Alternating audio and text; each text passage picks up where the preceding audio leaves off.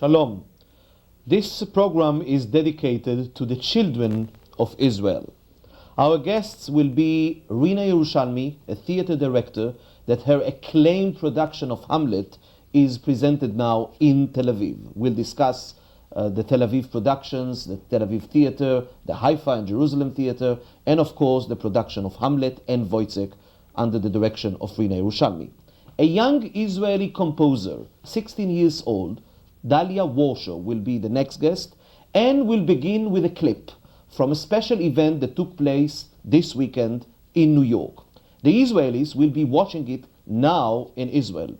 This production is a TV production based on a spontaneous event of solidarity with the people of Israel, or as they called it, America's Music Salute to the People of Israel. The participants included Lionel Hampton, Jerry Mulligan, Herbie Mann, the Russian poet Yevtushenko, Topol from Fiddler on the Roof, Mike Boston from the Rothschilds, the Brooklyn Philharmonic with Lucas Foss, Melba Moore, and some other distinguished artists. Let's begin with a clip from that event. It is 3 o'clock at night in Israel right now. Israelis keep the radio on even when they go to sleep. It isn't really sleep, because even when they dare to dream, they are on the alert. When they hear on the radio the code word viper, or in Hebrew, nachash tsefa, they know it is time. They get up in a hurry. They wake their children even before the air raid sirens start to howl, and they go to their sealed rooms. The adults put the gas masks on the children. They put the babies into small tents called mamat. And if the baby cries, his mother comforts him with a plastic glove. They gather in large families, yet this is not a night to rejoice. Children paint clowns on their masks, so they won't be scared so much. There is a new vocabulary in Hebrew. Words like skad, mamat, cheder atum, which is a sealed room, neshek chimi, which is a chemical weapon, and of course, patriot. Since January 16, Israelis go through this nightly ritual. These are indeed silent nights, until a terrible sound is heard. The children call it boom. Israel, January, February 91. Can a smile be seen through a gas mask? I wonder. We are deeply grateful for Circle in the Square and all the artists who came to take part in this spontaneous evening. We thank you on behalf of 4.5 million Israelis who will know that you care and are thinking of them. Ladies and gentlemen, please stand up. Maestro Lucas Foss, the Brooklyn Philharmonic, Mike Boston, and Melba Moore will lead us now with the national Israeli anthem, Hatikva.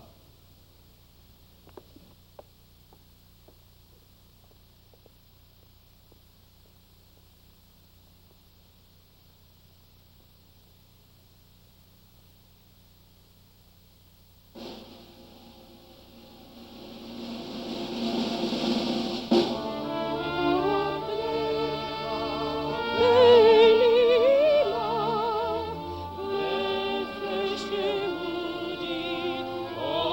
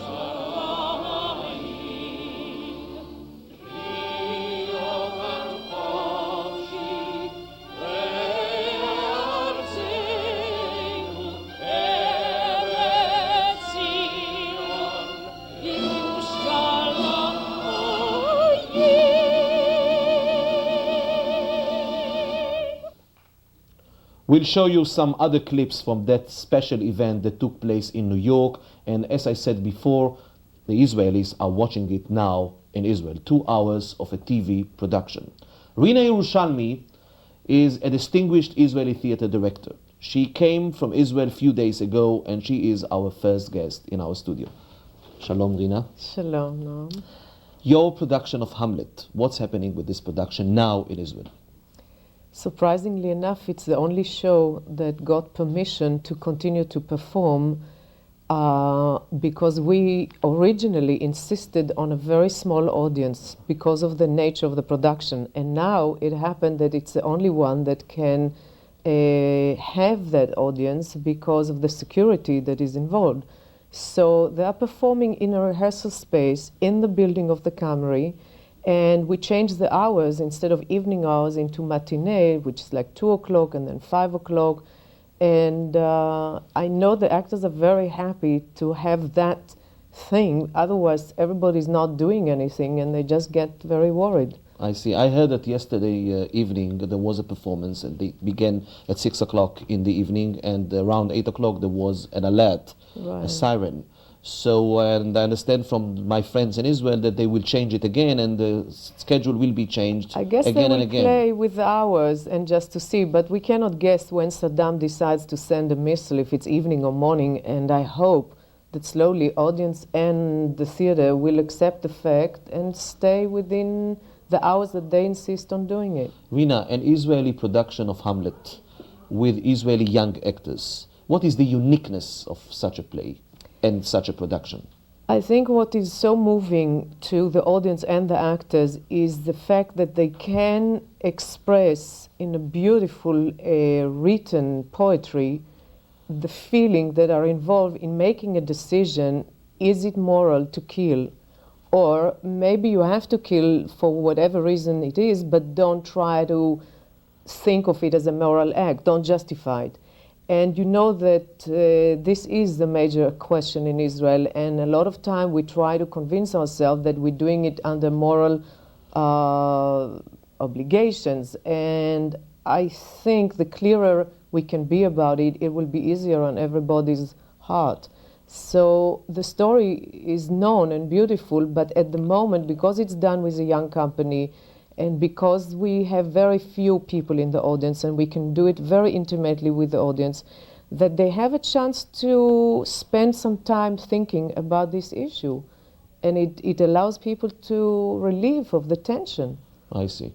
Okay, so well, let's see a scene from Hamlet. Yes, the scene you're going to see is a very short one. It's in the middle of the struggle between the ghost, that is the dead father of Hamlet, trying to convince Hamlet to revenge on his behalf because he was killed by the new king that just married Hamlet's mother. I see. And so his obligation to Hamlet is that he must revenge and he must kill the king. And the whole rest of the play will be debating that issue. I see. Okay, Hamlet in Tel Aviv. The audience is with gas masks. The actors left the gas masks behind the curtain. And we'll see a scene from Hamlet of רינה ירושלמי. אל נא תהא ארצו של מלך דנמרק משכב תזמונים ותאוות פיגול. חלילה לך. בכל אשר תפעל זמום רעות גם על עמך. עזבן על השמיים ולקוצים אשר ילונו בחיקה, שהם יעשו. שלום לך. דאג אך ליליתי כבר קרוב הבוקר. והיא אוספת את האור שהם בחפץ. שלום לך. זוכרני, המלט. נשבעתי, אזכור.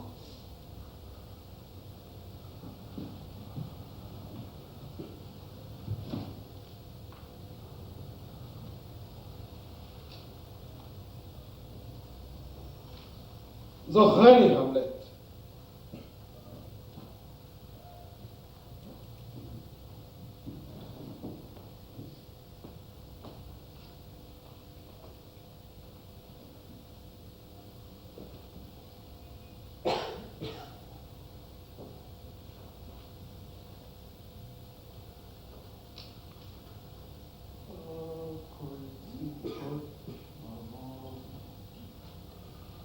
או ארץ ומה עוד, אולי לשאול לגרעו.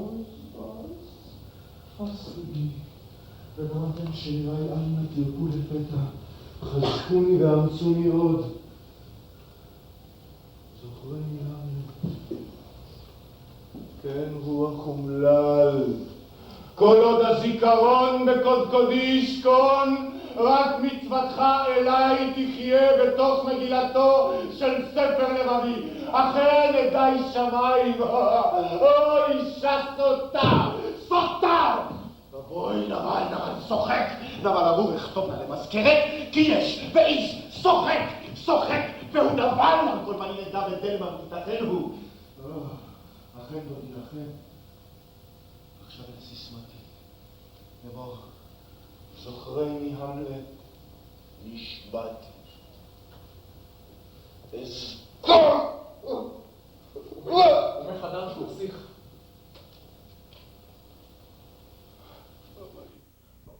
Rina, I know that your company performed lately in Germany. Lately, I mean after the war broke out and after everybody knows that the Germans were so much involved with Saddam Hussein. What was the response of the Germans to your production of Hamlet?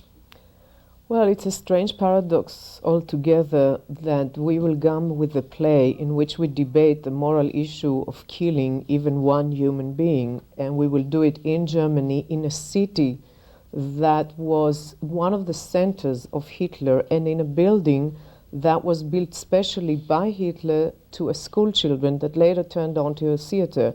Today, because it was on the east side, today it's a center of Germany, so they are investing a lot in trying to bring back the city into a cultural life. The audience was so moved by listening to Hebrew, by seeing us, and some came 2 times to see the show, some stayed with us to discuss it. I think for some strange, I mean not strange reason, for known reasons, the Germans are the real partners for this dialogue with Hamlet. So I felt that that was the right country to go with that play. I see.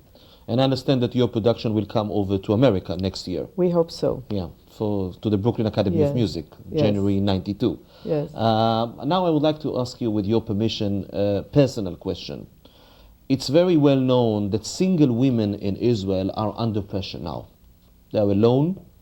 They don't have maybe the family or the friends because nobody is moving outside after 5 o'clock or 6 o'clock in the evening. What was your feelings during that period of the alarms and the evenings and the nights as a single woman? Well, I didn't stay single too long because I chose to go to friends, and that's what most of the single people do. Is they, luckily enough, in Israel, it is so open, the houses, that I don't know of any of my friends that stayed alone in the house. My building was completely emptied. People left it to other families, to other cities. And after the first night of experiencing me and one single neighbor friend came and stayed with me in the sealed room for 6 hours. And that was the last we saw each other because she left to see her family outside and I left for some friends. So you stayed with friends during the whole period? Yes, that's the only way. And what were the relationship between you? Because, such... Well, it's quite nice. I mean, for me, I like it. Yeah. There was like, we go into one room, there's only one bed, and the husband, the wife, the kids, the 4 cats, Siamese cats, and me in one room. I see. So it does bring people together, and it's a sad story that war has some positive aspects, and on Israelis in particular. Somebody said in this studio, the composer Benzi Ogad, and I asked him, what is your feeling? And he said the togetherness right. of the Israeli people. That was an amazing thing. Yeah. You go in the street and you know you can talk to somebody and they immediately will help you to do whatever you need to do. There is a true feeling that if we don't stick together, we'll be in terrible state. So that's the one positive thing that the war does to us from time to time. So I understand from you that there are some other positive things. Well, the other positive thing, I hope it will push us to rethink our politics. That's what I hope will happen. Okay, but this is a cultural program, so so we'll let's stay away discuss from that. about your new production. Yes. I understand that during the mornings you continue the rehearsals of Wojciech, of Bichler. Yes. So can you tell me why did you decide Wojciech now in Israel during time of war? This is another project that I'm doing with the same company of Hamlet, and the choice of doing Wojciech, he is a soldier that is living within a soldier camp. So the whole community is actually an army community. And I began to look at that as considering the army as a symbol of social order. It's the highest form of social order. And once you understand that, you don't separate anymore the army from the citizens. So in a way, each one of us is a member of an army. And on the other hand, the scientific research that is involved with the story of Wojciech, because they are doing experiment on his body, what happened is that you begin to see that all our science is part of the army decision, actually. And what is good for the country is what we do. And the army decide what's good for the country, basically. So I felt it's the right play also for a young company, because of these are young roles. And also because the issue that is the main issue of the play is what is man. And I think that we're getting so lost and confused between religion, between science, between army, that nobody knows if he belongs to one of them, or is he an individual that has to define his own individuality. And in that struggle, the whole play is shown. Okay, so, let's see a scene. So the first scene you see is a segment from the captain scene with Wojciech. The captain represents religious and army values, and he's trying to preach it to Wojciech, who is the simplest soldier you can imagine, who has no money to support his little child and wife, so he works at any which job he can. And he's trying to tell him that he has to be moral. He shouldn't have made a child outside the church. So obviously he's not married and he has a child, and that bothers everybody in that society. Okay. Wojciech, written by Bichner, under the direction of רינה ירשולמי. Shuli Rand, the same actor who performed as Hamlet, is playing here Wojciech.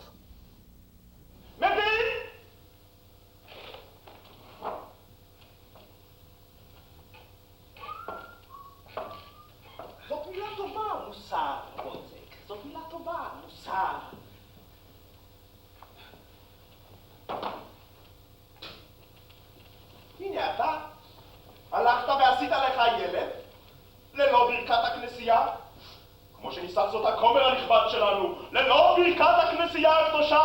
לא, זה לא אני המצאתי את המשפט הזה. מפקד, אלוהים הטוב לא יתאכזר לתולעת עלובה רק בגלל שלא אמרו אמן לפני שעשו אותה. המושיע אמר, סבלו ילדים וטף עד שתגיעו אליי. מה אמרת? איזו מין תשובה הזאת? זה בלבל אותי לגמרי. במילה זה אני מתכוון אתה, מבין?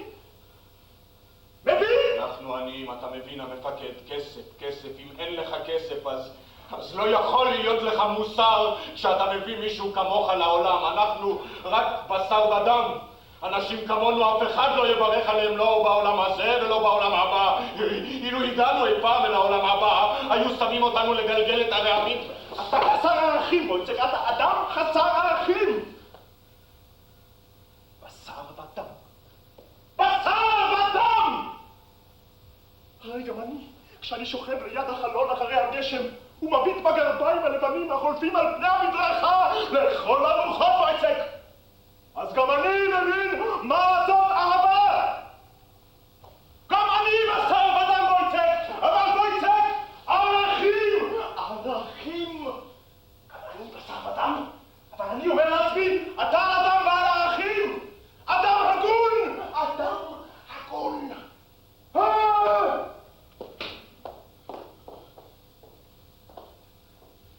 מפקד ערכים, אין לי הרבה מזה.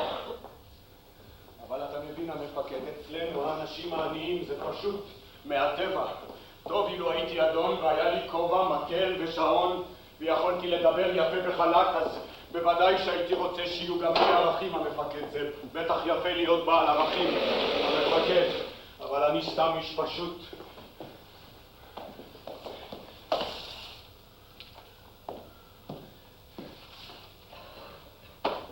אתה איש טוב, וojciech. אתה אדם טוב חושב יותר מדי. זה מתיש אותך. אתה תמיד כל כך מוטרד. השיחה הזאת עיפה אותי. אתה יכול ללכת! וייצק! כן, המפקד! בנחת, וייצק. בנחת, אל תרוץ! יפה! ובנחת, החוצה אל הרחוב. התעקשה, התעקשה, התעקשה, התעקשה, התעקשה, התעקשה.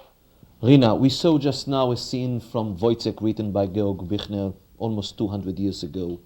We saw a scene of Hamlet written by Shakespeare 400, 500 years ago. I know that you produced and directed plays written by UNESCO and Pirandello and Chekhov. Why you are still doing the same classics, I mean, and not dealing with Israeli young playwrights or Israeli playwrights or writers that are dealing with the sensitive issues of the Israeli society? I don't have a one-sided answer, but one thing that attracts me in the classical writing is that it survived so many years and it has a frame that gives you something strong to work with. Not only that it's beautiful and that the content is worthwhile, is that you can rely on the structure of the play to guide you through. Büchner is the first play that I'm actually rewriting, adapting, and adding material. But all the other, I work with the play so closely that I know it's like stones on the way to cross a river.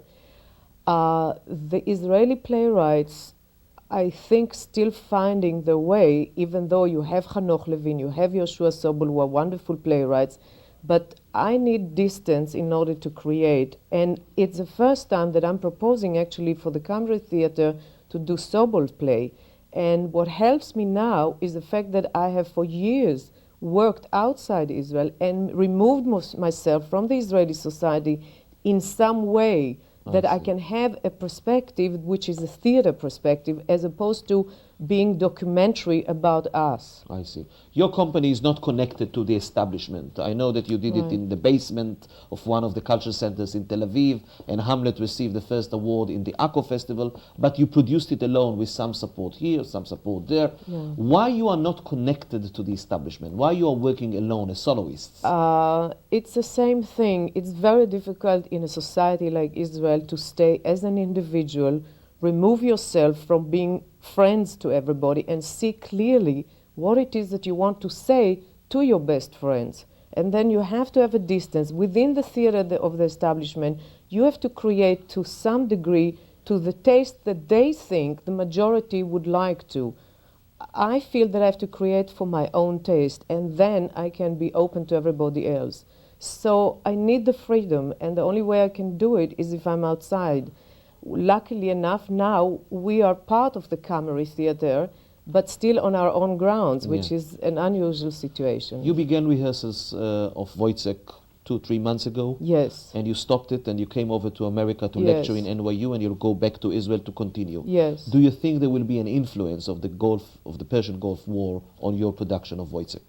Will you change your conception? It's not the change. The urgency will be far more strong on me and the actors to put this play before we make more trouble in the whole world. I see. So I think the urgency is what will change, but not the concept, because I understood men before the war and after the war in the same way. Okay, so let's see a scene from... Right, the second segment is a moment where Marie, it's the woman of Wojciech, is betraying him with the drum major of the camp that they are living in.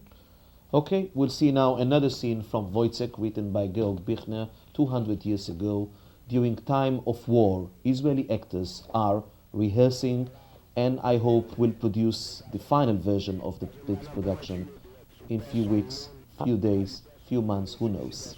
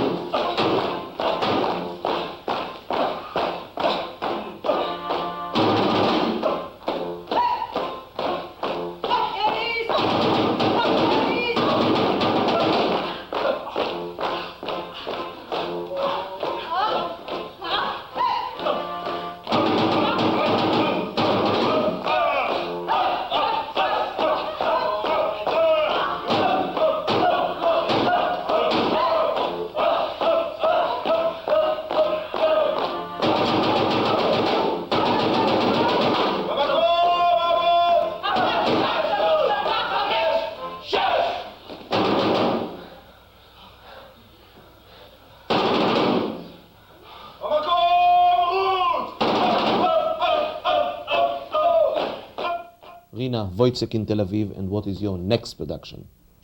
I hope the Greek, Aeschylus, the Oresteia, Where? where they promise how we can make peace.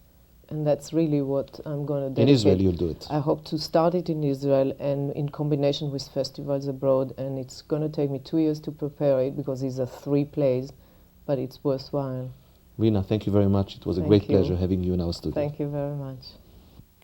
What can an Israeli parent tell his child while waiting in the sealed room?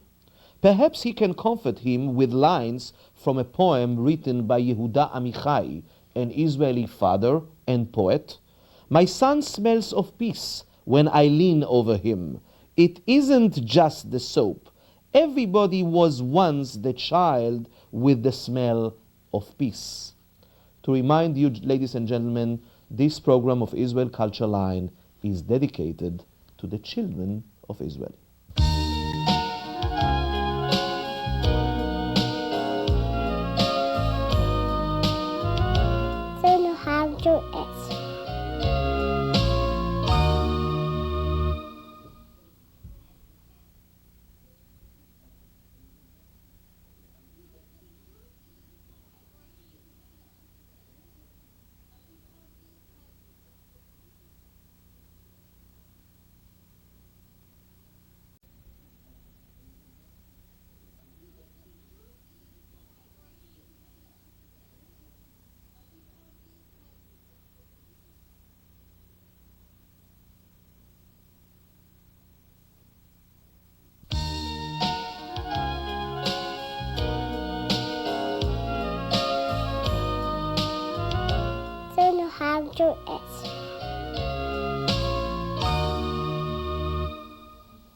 An artistic expression of solidarity with the people of Israel. The event that took place in New York and will be broadcasting by the Israeli television for the people of Israel this weekend.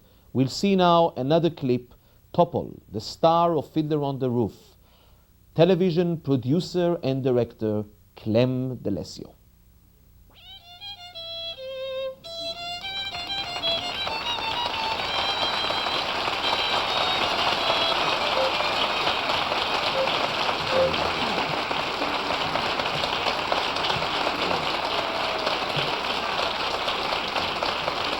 Thank you. Thank you, ladies and gentlemen. It's a little awkward for me as an Israeli to take part in an event where we express solidarity for Israel.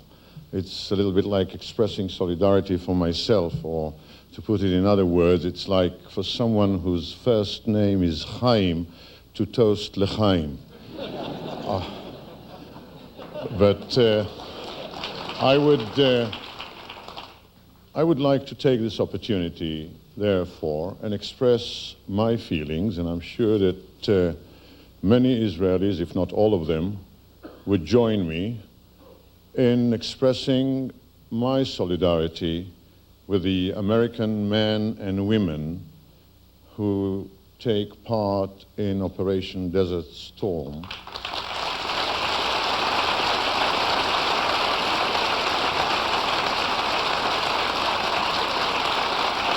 And I would like, together with you, with their families, to pray for their safe return soon.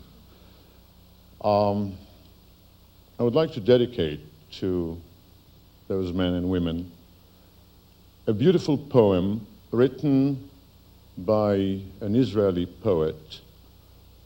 Her name was Hannah Senesh. Hannah Senesh was 19 years old when she wrote that poem, and at the age of 20, at the Second World War, she was recruited by the British, together with other Israelis, was trained as a parachutist, and after training was dropped behind the German lines in Europe. Unfortunately, she was captured in Hungary by the Nazis, tortured, and never came back. But she left us that beautiful poem, obviously written in Hebrew, and I hope that the English translation does justice to it.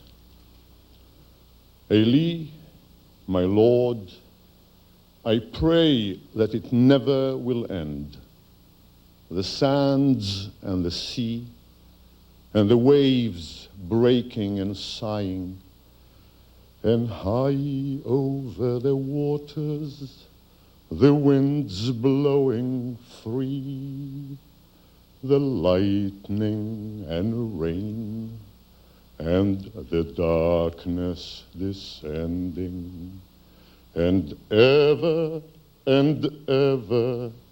the prayer of men.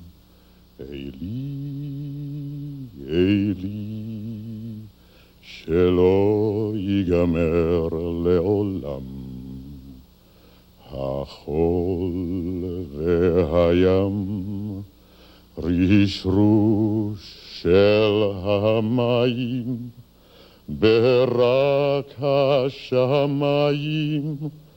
tfilat adam, החול והים, רשרוש של המים, ברק השמיים, תפילת האדם. Thank you.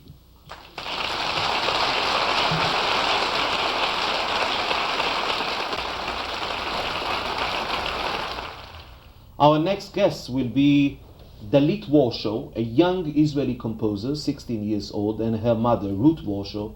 She is also a distinguished pianist. Shalom. Shalom.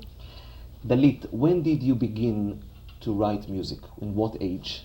I was 7 years old. 7 years old? Yes. How it happened? Did you study composition? No, I never did. I studied piano already for 4 years by then with my mother, and also I heard music a lot all the time, all my life, and I used to love playing on the piano, just anything. Yeah. So I would just be fiddling around and improvising, and so that's how it began, basically. On the piano? Yes, sure. But what was the first musical piece that you wrote when you were 7 years old? What was it? Well, it was a little remember? Piano piece. Yes, it was called Fun Playing Hide and Seek. Yeah. So. Ruthie, did you realize that she's going to be a composer, a well-known composer? No, not at all.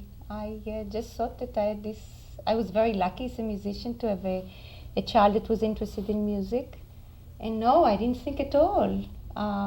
She started to play, and then I taught her how to write the notes. And I guess it went too fast, too fast for me anyway. Yeah, so because we have to go too fast, also because of our program, let's see now a clip from a news report that was done 5 years ago when you were 11 years old, a news that was done here in New York about your career, about your first musical piece that was written in America, or was it a special?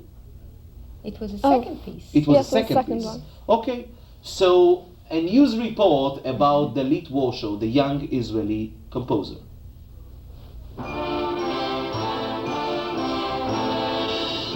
The music is from the orchestral suite, In the Beginning, a piece based on the book of Genesis. Its composer, 11-year-old Dlit Wורשאו. Dlit was 9 when she composed the work.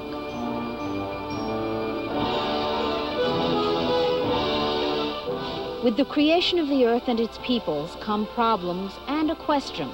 I wanted to ask the world what would become of the world because there are so many wars and bombs. Would it be like nothingness again? It's quite an extraordinary score in the sense that it's not a naive little exercise written by a little kid. It sounds much older than it is, than she is. Composer and conductor confer. There is mutual respect. I mean, it's like ritenuto. Yeah, okay. The talent is there, the imagination is there. She has all the equipment today, but you never know what will happen when she's 15. If Dlit is worried about growing up, it doesn't show. Oh, I am happy.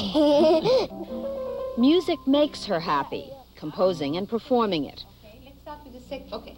Her mother, who is also her teacher, encourages and challenges her with a minimum of pressure.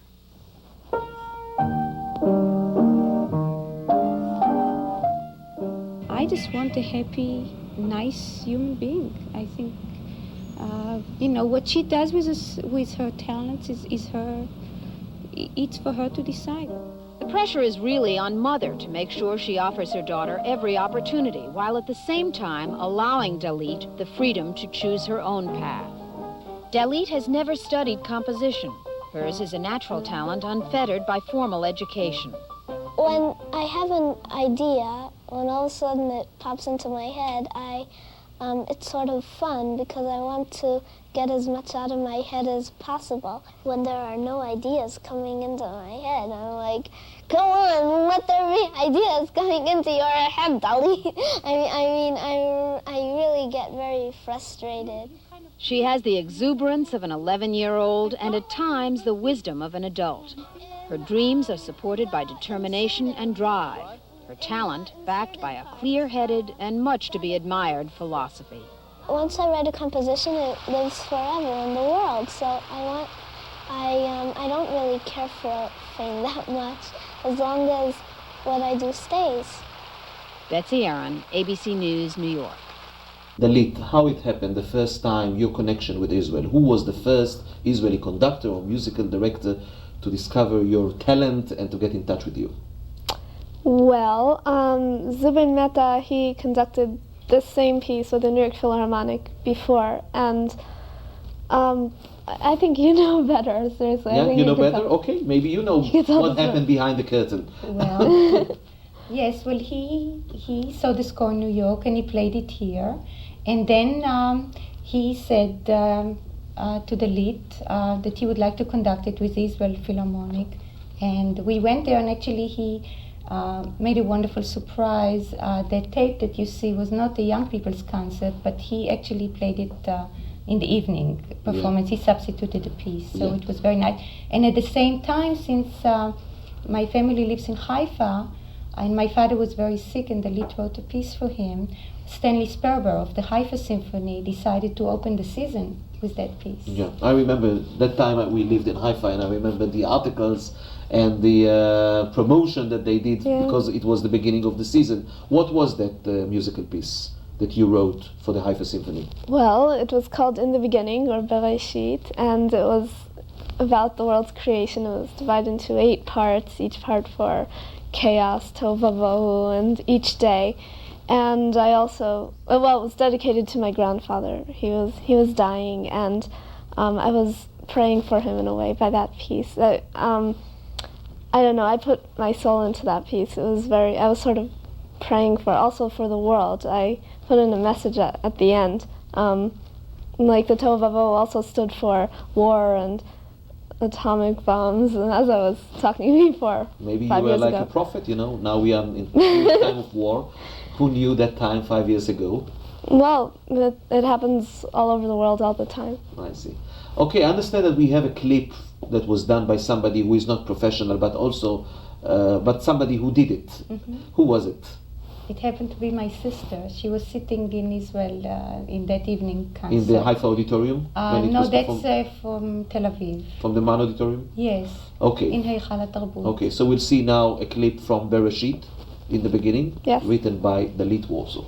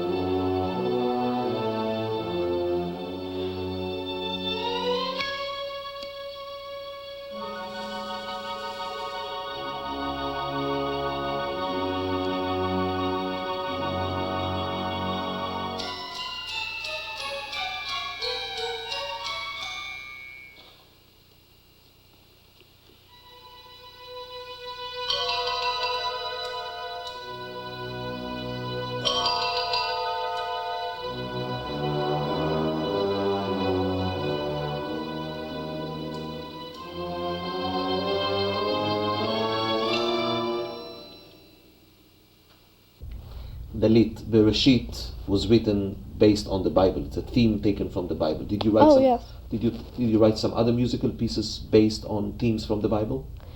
Yes.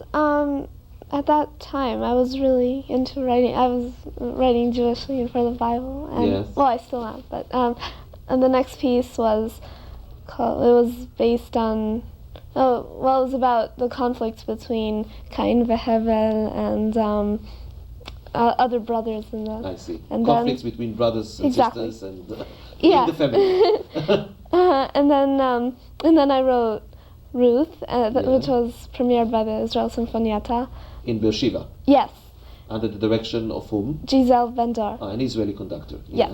And then I wrote The Doom of King Saul. That was premiered by the Knoxville Symphony. And I took the second movement of that, that was about the victory after Shaul and David. I took that and I concised it for a smaller ensemble. What are you That writing was now? What is your newest musical piece? Oh, now? Well, I just finished writing my latest orchestral piece. It was performed at the end of January. By whom? By the Rockland Symphony. I see. Yes, I actually collaborated with my brother. He wrote a story, and I set it to music, and he narrated it in front of the orchestra. I see. Good. Ruthie, do you expect some other activities from Dalit, or you are satisfied with her being only a composer, a very well-known composer? Oh, I'm satisfied. I'm always satisfied with her, whether she'll write or not. I think I'm very happy that she's a happy person. I think she probably will continue to be in music, but I think she should learn a lot more about other things in the world, which she does. I think music should just be part of her. And the more she knows about the world, maybe she'll be a better musician, a better composer. Okay, thank you very much for being in our studio, Dalit and Ruthie Wurshאו. Thank you. Israel Culture Line, February 91. Can a smile be seen through a gas mask? I wonder. To remind you, this program is dedicated to the children of Israel.